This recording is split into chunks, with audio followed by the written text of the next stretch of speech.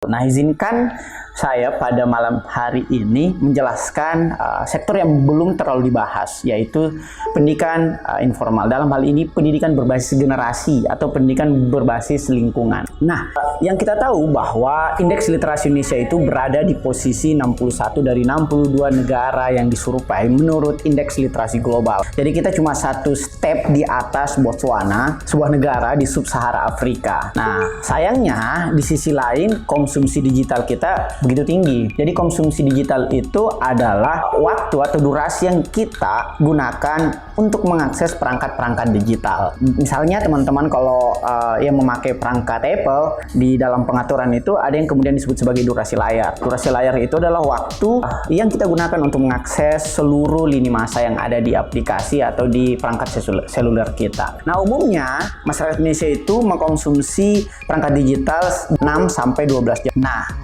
ketika indeks literasi kita rendah, sementara di saat yang bersamaan konsumsi digital kita tinggi, maka melahirkan apa yang kemudian disebut sebagai the shallow generation. Nah, untuk lebih jelasnya teman-teman bisa rujuk misalnya buku dari Nicholas Carr.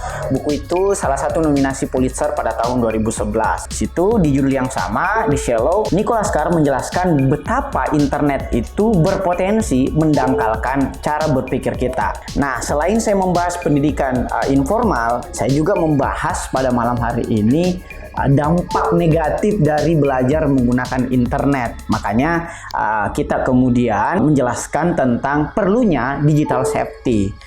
Di dalam slide ini juga saya paparkan mengenai apa media-media literasi digital yang dapat kita optimalisasi guna meningkatkan atau mengoptimalisasi pembelajaran kita, khususnya di masa pandemi ini yang mana kita belajar di rumah. Nah, kita kemudian juga paham bahwa sekarang sudah ada teknologi 5G yang menurut beberapa orang memiliki resiko kesehatan dan sebagainya.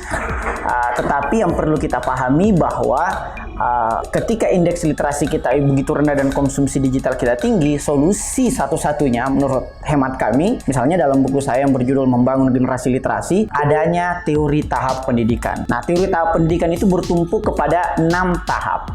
Jadi tahap pertama adalah kita mesti berpikir kritis atau critical thinking. Nah, critical thinking itu gunanya apa? Gunanya untuk kemudian mengidentifikasi apakah informasi yang berseliweran di sosial media itu benar, sahih, baik, buruk, salah, dan sebagainya.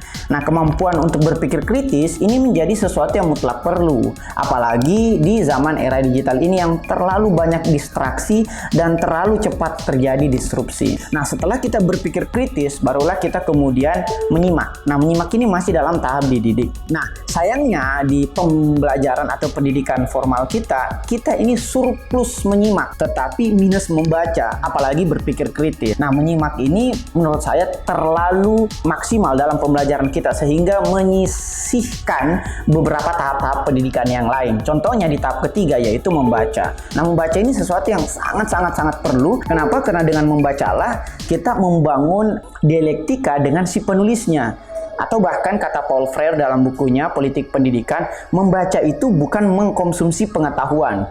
Membaca itu adalah reproduksi pengetahuan baru.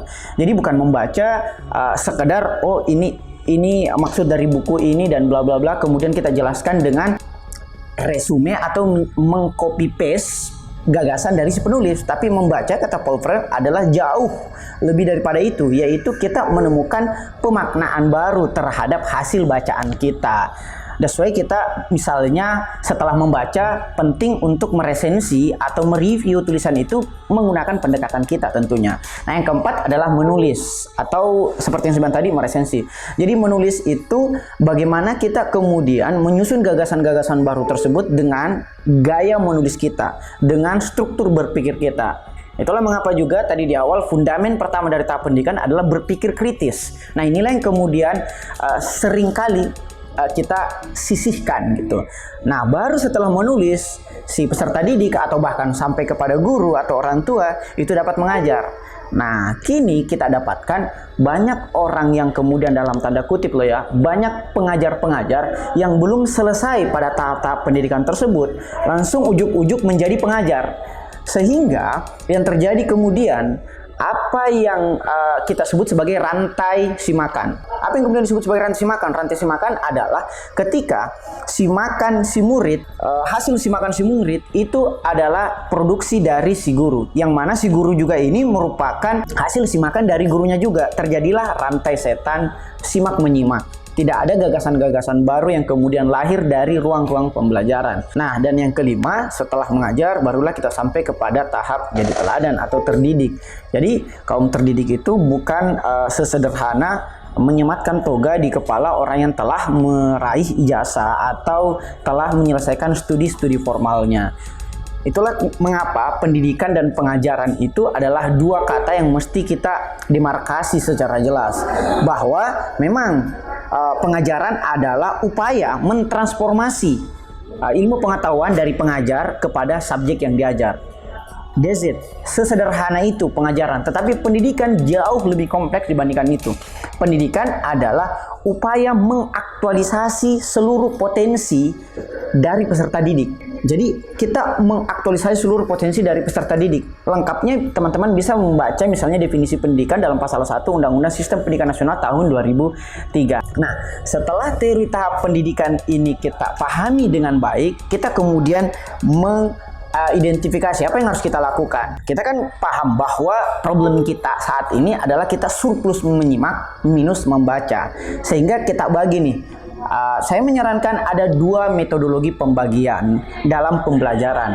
Anda bisa membaginya secara merata, dalam hal ini menyimak 20%, membaca 20%, mengajar 20% waktunya, menulis juga 20%, mengamalkan ilmu-ilmu juga itu 20%. Katakanlah 8 jam waktu belajar kita. Berarti kita bagi antara menyimak sampai menulis per 2 jam. Metode lain yang dapat kita gunakan juga adalah metode yang sifatnya lebih progresif. Dalam artian, satu tahap ke tahap yang lainnya itu lebih progres atau lebih banyak membutuhkan waktu pembelajaran. Misalnya, dalam menyimak cukup 1 jam aja kita menyimak. Kemudian kita perbanyak di membaca, yaitu 2 jam. Dan kemudian kita lebih banyak mengajar, atau kalau kita masih dalam posisi peserta didik, kita lebih banyak menyatakan pendapat atau berargumentasi. Baru kemudian lebih banyak menghabiskan waktu dalam menulis atau melakukan penelitian atau mencatat ide-idenya teman-teman misalnya. Nah, baru kemudian kita 5 jam dalam mengamalkan. Nah, teman-teman bisa baca juga buku yang menarik dari Robert Pagliariani. Di situ dijelaskan mengenai The Other 8 Hours atau 8 jam ketiga. Bahwa kehidupan kita terbagi ke dalam hidup yang kita jalani saat ini atau hidup yang sebagaimana adanya, dan ada satu fase atau ada satu sisi dalam hidup kita yang mana Pagliariani sebut sebagai hidup yang ingin dijalani. Jadi satu sebagaimana adanya, yang kedua adalah sebagaimana mestinya atau dasen dan dasolen. Nah, mengamalkan berlaku adil pada hidup, misalnya seperti bekerja, beribadah, bersilaturahmi, yang kesemuanya terangkum sebagai tentunya upaya untuk mengamalkan ilmu yang telah kita pelajari. Jadi 8 jam pertama itu istirahat, 8 jam kedua itu bekerja atau mengamalkan ilmu-ilmu yang kita pelajari. Nah, ini yang penting, 8 jam ketiga, yaitu 8 jam kita habiskan untuk belajar. Nah, 8 jam waktu untuk belajar kita ini bukan hanya dilakukan ketika kita masih sekolah begitu. Seperti kata Yuval Noah Harari misalnya dalam buku yang paling termutakhirnya dalam hal ini 21 Lesson. Di dalam 21 Lesson, Yuval Noah Harari menjelaskan bahwa terjadi pembagian atau periodisasi secara serampangan antara periode belajar dan periode bekerja. Periode belajar katakanlah ketika kita berusia di PAUD sampai S3 atau 5 sampai 30-an tahun. Sementara periode bekerja 20 atau 30 tahun sampai kita pensiun. Itu adalah periodisasi kehidupan yang serampangan. Karena sejatinya apa yang kita pelajari di SD, SMP atau bahkan di kuliah 1-2 tahun lalu sebenarnya bisa saja sudah tidak mengalami relevansi dengan tantangan-tantangan zaman seperti sekarang ini. Sehingga kita memerlukan apa yang kemudian disebut sebagai lifelong learning atau pembelajaran seumur hidup. Ini sebenarnya persis sebagaimana sabda Rasul Shallallahu Alaihi Wasallam yang berbunyi, tuntutlah ilmu sejak dari timangan sampai kepada liang lahat. It's mean tidak ada satu tarikan napas pun di dalam kehidupan kita untuk tidak dilalui dengan belajar atau berpikir secara mendalam. Itulah mengapa kita harus menjadi pembelajar seumur hidup, karena 8 jam ketiga ini ketika belajar menentukan transisi dari hidup yang kita jalani sekarang ini menuju hidup yang ingin dijalani. Kalau Bung Hatta bilang bahwa pendidikan pendidikan adalah jembatan emas yang membawa kita menuju kepada perubahan.